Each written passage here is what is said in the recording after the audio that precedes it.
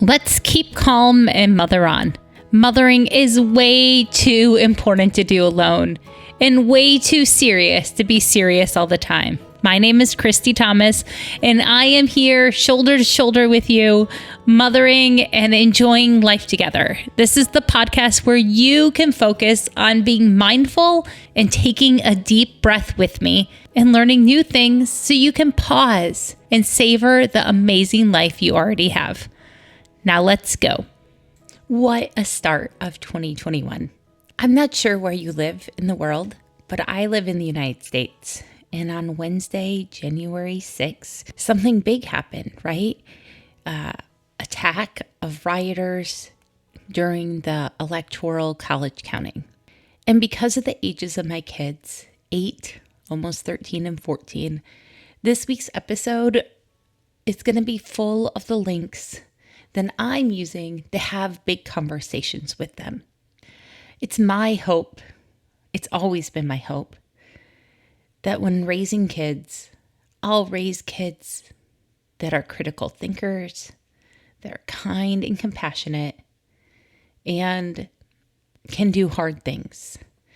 And sometimes the hard thing is knowing how to respond to bad news that you can't directly control. So this might be an episode where you want to put in earbuds if your kids are younger, because I'm going to explain what my family did that night as things were unfolding. And in the show notes will be all the links, like I've said before. But really, I'm just winging it. I don't know how to parent through this shocking moment. I mean, there are many shocking moments that we've parented through in the last year together. And the podcast has helped me, and I hope it's helped you. I want to remind you, and just like I remind my kids, that the only thing you can control is yourself. I can control my words. I control my attitudes and my opinions. I can control my thoughts, my actions and reactions. I can control my choices. I can control how I spend my time. But I can't control anyone else or everything else. I cannot control those. So as this was happening on Wednesday, we were going about our day. We don't have cable TV, so I couldn't put it on the TV.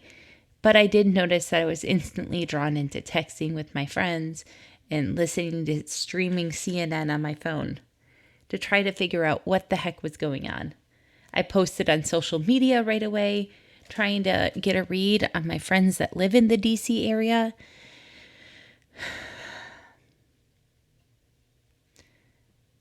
And then I had to purposely turn some things off.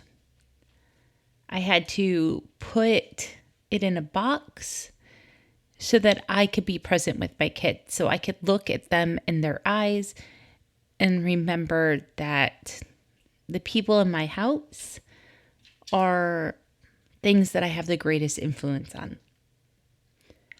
So with my 8-year-old, we've had conversations about what it means to be, this is a sore loser, right?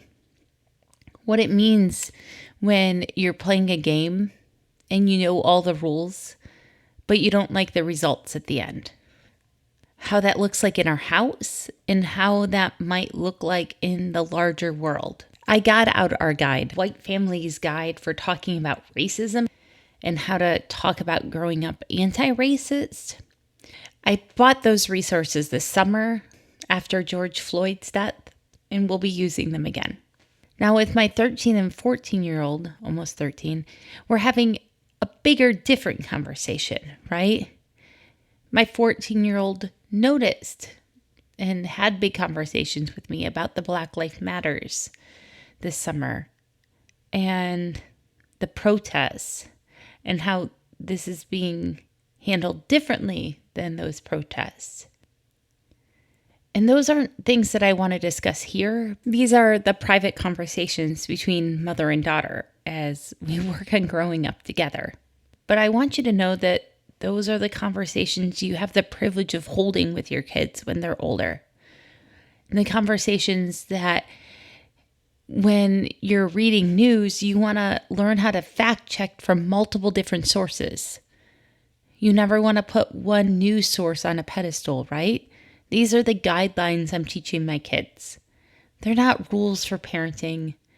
They're not rules for living. These are just the things that I'm thinking about and having conversations with people I trust about how they're talking to their own kids.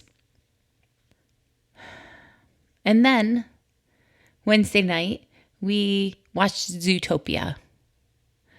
And we laughed. We danced to Shakira. We let that movie sink in with all of its goodness about unity and togetherness and big dreams. We hugged each other. We said more prayers because I think that was an important first response. But it's not the only response. And now, as we wait for the next 13 days to unfold, next 30 days to unfold, these conversations need to keep happening in our houses. How to be critical thinkers. Why are some people believing and getting hyped up by things that seem false to someone else so obviously? I don't know the answers to these things. I don't think anyone really does at this moment. So in the show notes for this show, you will find a link to a TEDx talk about trauma in kids. You will find a link to a New York Times article by one of my favorite authors about parenting in shock.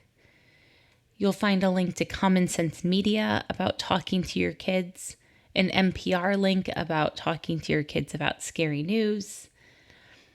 I will link the White Family's Guide to Anti-Racism and talking about racism. And there's a podcast that came out for the Parenting Without Power Struggles podcast. And it's with Dr. Laura Markham. She's a positive, peaceful parenting person, and Susan Stiffleman, who's also about calm parenting and remembering your choices as parents. So really solid resource here that I turn to for lots of different things. So don't forget, you can turn off the news. You can have these conversations just with your kids.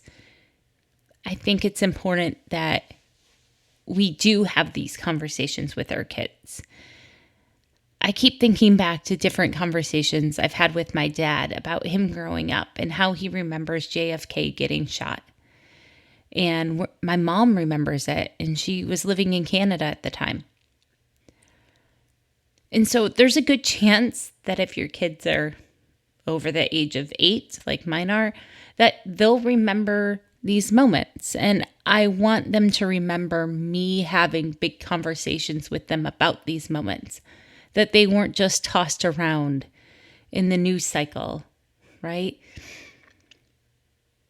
As I reflect on this, I'm thinking a lot about the Social Dilemma documentary that was released in the fall.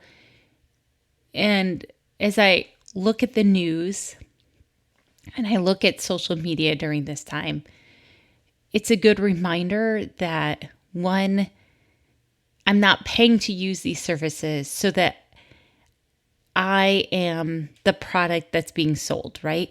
They are sensationalizing the news in ways in my feed in a way to keep me coming back to those places. So when it's overwhelming, one of the biggest choices I have is to stay informed by picking my own sources and my own timeline to look for news and turning them off.